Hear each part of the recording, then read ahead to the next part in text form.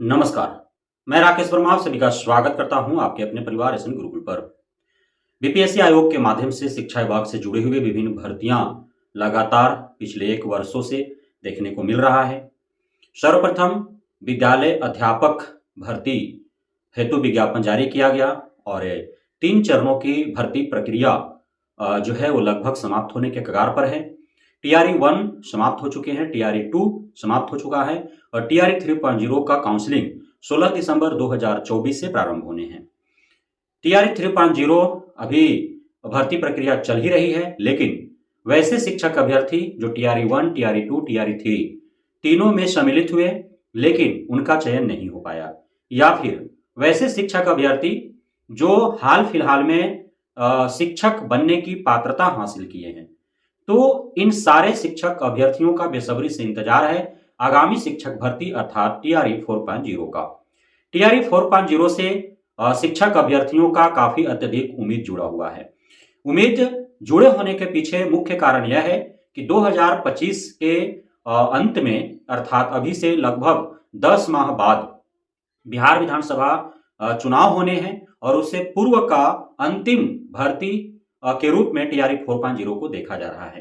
हालांकि अभी से काफी अत्यधिक समय है और यदि शिक्षा विभाग चाहे तो टीआरई 4.0 के बाद टीआरई 5.0 भी विधानसभा चुनाव से पूर्व आयोजित कर सकती है यदि वैकेंसी शेष रह जाए तो। हालांकि वर्तमान में अभी शिक्षा विभाग से जुड़ा हुआ रिक्तियों की बात करें तो 2 लाख से अत्यधिक रिक्तियां अभी शेष पड़ी हुई हैं, जिस पर शिक्षकों की भर्ती करनी है। इसमें प्रधानाध्यापक, प्रधान शिक्षक और विद्यालय अध्यापक सभी पदों पर जो है 2 लाख से अधिक की रिक्तियां अभी देखने को मिल रही है।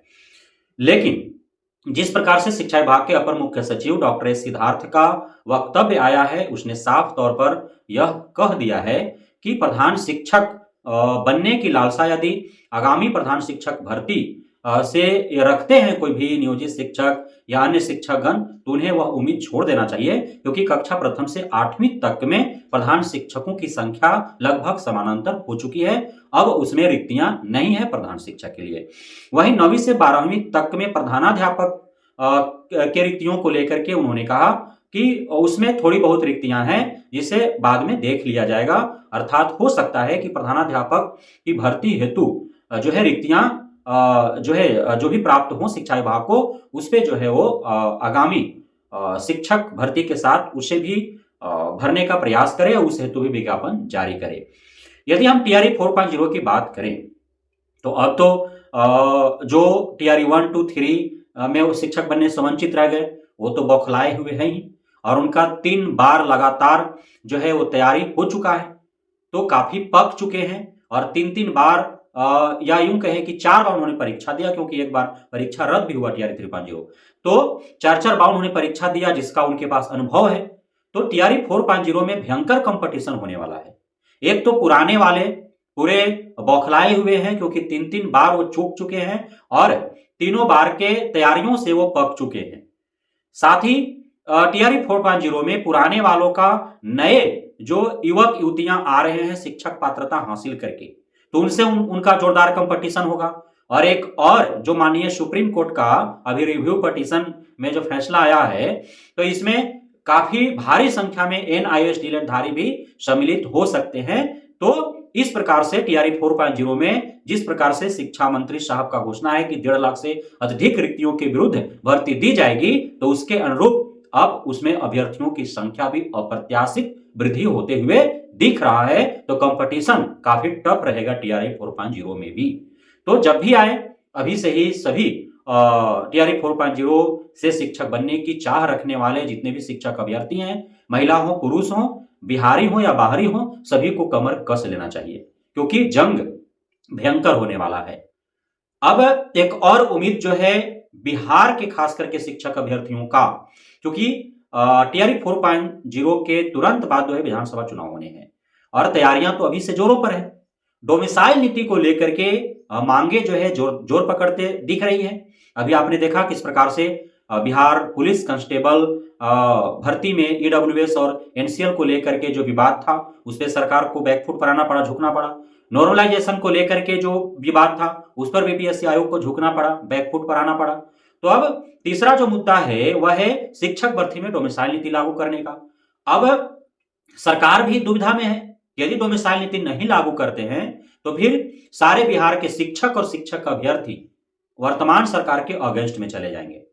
और जिस प्रकार से अभी जो तिरहुत एमएलसी उपचुनाव में जिस प्रकार से देखा गया परिणाम, शिक्षक नेता जिन्होंने के पाठक से जो है इतना विवादित रहे कि उन्हें के पाठक को जो है निलंबित करना पड़ा, निष्कासित करना पड़ा। अब वे शिक्षक वंशीधर ब्रजवासी जी अप्रत्याशित मत ला करके और उन्होंने ऐतिहासिक जीत हासिल किया। 10,000 मतों से वे विजेता हुए, जबकि वे निर्दलीय थे। आरजेडी अर्थात महागठबंधन का जो उम्मीदवार था वो भी काफी पीछे रह गया, जदयू का उम्मीदवार था वो भी काफी पीछे रह गया।